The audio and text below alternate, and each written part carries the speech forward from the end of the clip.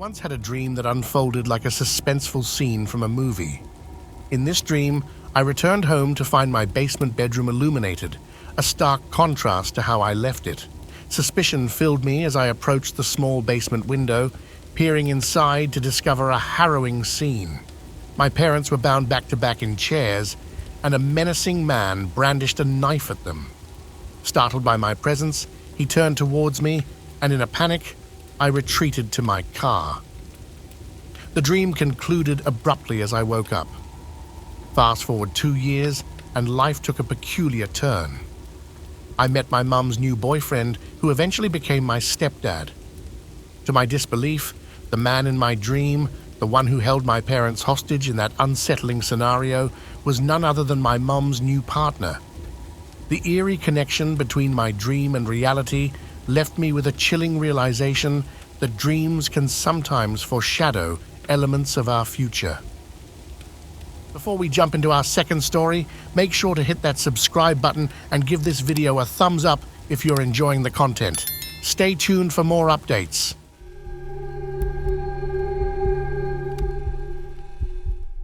During our wedding venue tour in Nashville, my fiancé and I explored Broadway, reveling in bars and live music until we called it an early night. Returning to our hotel room around 7 p.m., we indulged in a nap and ordered takeout to reflect on the day's adventures. The hotel room, with its unique layout, had the front door opening into the sleeping space, and past the bed was the living room, separated by protrusions.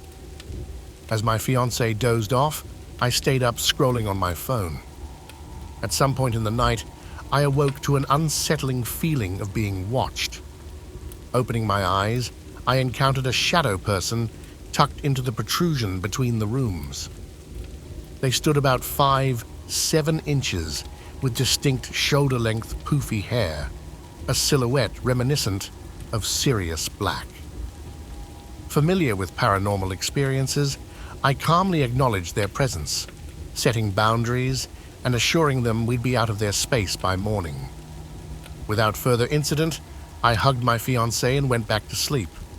The following morning, we checked out, grabbed breakfast, and hit the road. In the dark mountainous drive, my fiancé disclosed a troubling dream from the previous night.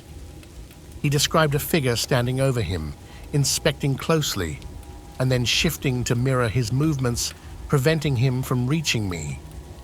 My heart raced as I asked for details, and he mentioned the figure's distinctive poofy hair, confirming my own encounter. Shocked, I confessed I'd seen the same shadow figure in our hotel room. The revelation left us both unnerved, and needless to say, that hotel didn't make the cut for our subsequent wedding planning trips to Nashville.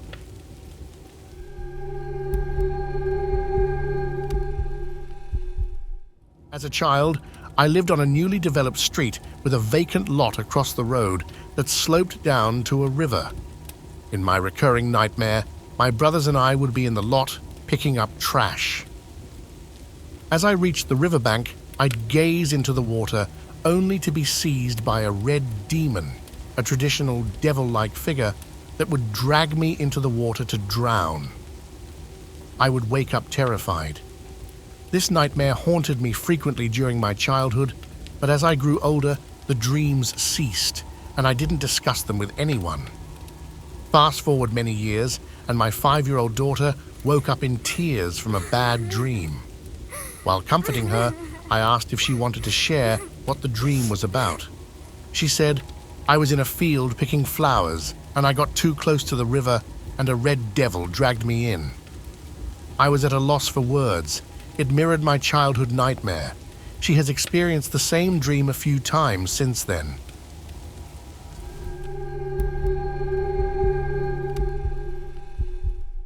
A couple of years ago, in the heart of winter, I found myself in my room with the window open, situated in the midst of dense woods with no close neighbors.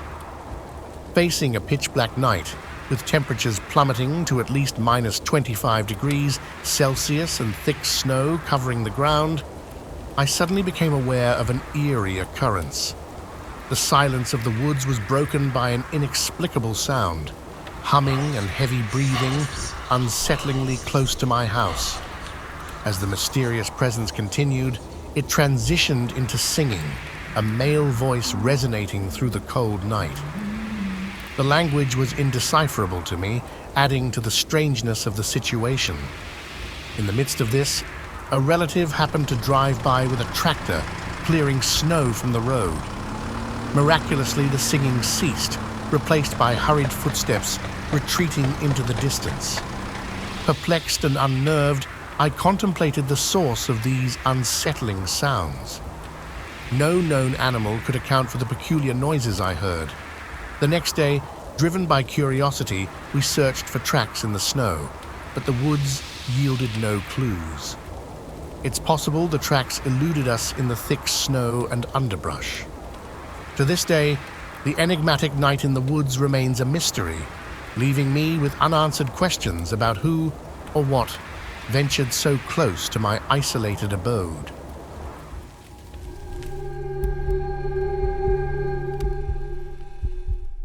At the age of 17, I lived with a foster family in Oakland.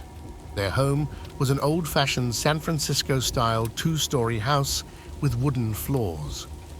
One night, I needed to use the bathroom on the first floor, right next to the stairs. After finishing, as I was about to head back upstairs, I noticed the bottom of a lady's long white gown at the top of the stairs. Assuming it was either the foster mom or sister, I asked if they wanted me to keep the bathroom light on for them, but there was no response. The lady in the gown simply turned and walked down the hallway. Initially, I thought it might be my foster sister sleepwalking, as she was still quite young, around 10 or 11, and occasionally did that. Intrigued, I went upstairs and checked the parents' room, finding them both fast asleep and snoring. Returning to our room, I discovered my sister peacefully sleeping in her bed, wearing a Raiders t-shirt. Feeling unsettled because there was no sound of footsteps on the wooden floor, I quickly realized something was amiss. I closed our room door to the hallway and jumped into bed, hiding under my blanket for the rest of the night.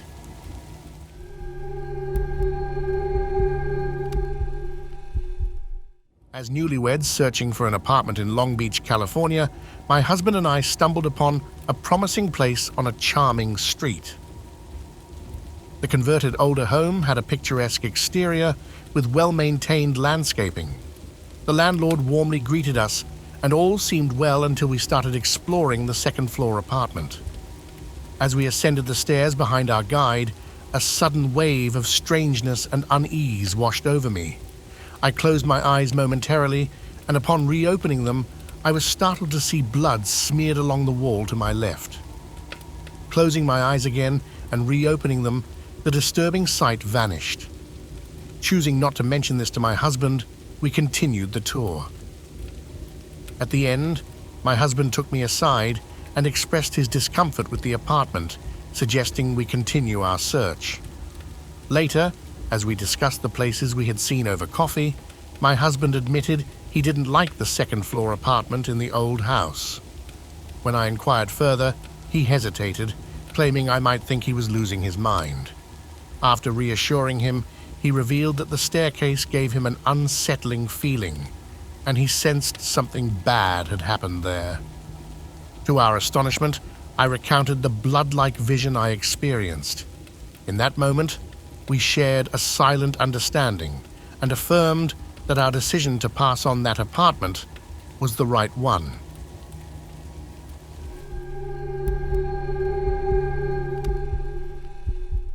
Residing in a very old house near the historic battlegrounds of Gettysburg, rich with tales of the past, I found myself in the midst of an inexplicable experience. During the night, as I slumbered, I would be stirred awake by the sound of someone calling my name. The mysterious occurrences took a tangible form one day when I spotted a small boy in the corner of my room, clad in Civil War-era clothing. To my amazement, my guinea pigs seemed to confirm the spectral presence, reacting with jumps and noises whenever the apparition approached their crate. Keeping this peculiar phenomenon to myself, I eventually mustered the courage to discuss it with my parents years later. To my surprise, they not only acknowledged my account, but described seeing the exact same boy in our home. The shared experience added an eerie layer to our dwelling's history, connecting us to a spectral visitor from the time of Gettysburg's battles. If you want to see more of the most frightening horror videos, check out our previous videos and subscribe to be notified of new, terrifying experiences. Until we meet again, be cautious of the supernatural and be careful when navigating through dark and eerie situations.